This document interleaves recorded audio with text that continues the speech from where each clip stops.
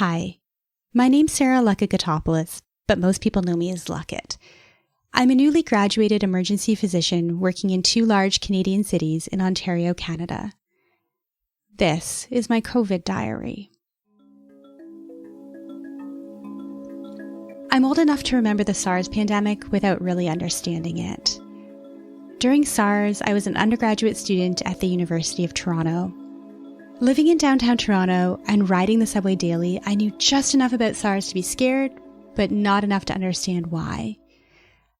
A friend of mine was working as a screener at the main entrance of a major downtown Toronto hospital, and I remember thinking that he was bold and brave, or possibly stupid. There was an announcement read at the start of every spring exam I sat that year. We were told that if we had a cough or did not feel comfortable writing the exam in a room full of our fellow students, we were welcome to leave. Our exam would be offered again at a later time, and there would be no penalty to us for deferring. After the announcement, a few students would inevitably stand up from their chairs and leave the room. I was never sure whether these students were overly scared, unprepared for the exam, or just, smart. I stayed and wrote my exams. Eventually, the world moved on. I finished my undergraduate degree, went to college and graduate school, and eventually graduated medical school. After medical school, I completed a residency in emergency medicine and a fellowship in narrative medicine. In July of 2019, I became an emergency physician. I've been practicing just 8.5 months. Residency can prepare you for a lot of things, but it can't prepare you for what it feels like to have ultimate responsibility for your patients. It can't prepare you for what it feels like to be responsible for a team of smart and savvy allied healthcare professionals with a whole lot more real-life experience than 5 years of residency have given you.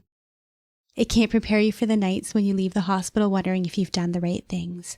It can't prepare you for the friends who ask for medical advice or call you afraid in the middle of the night to explain what's happened to their mom, their nephew, or their grandfather. And, especially, residency can't prepare you for what it feels like to be on the front lines in the middle of an emerging pandemic.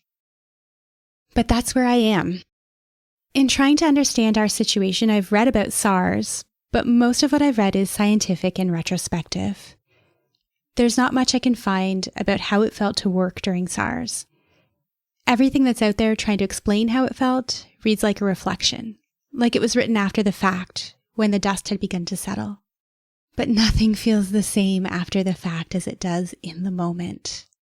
So, with the help of Mary and Hugh, 2 bright and enthusiastic medical students, I'm starting this podcast series. It's my COVID diary.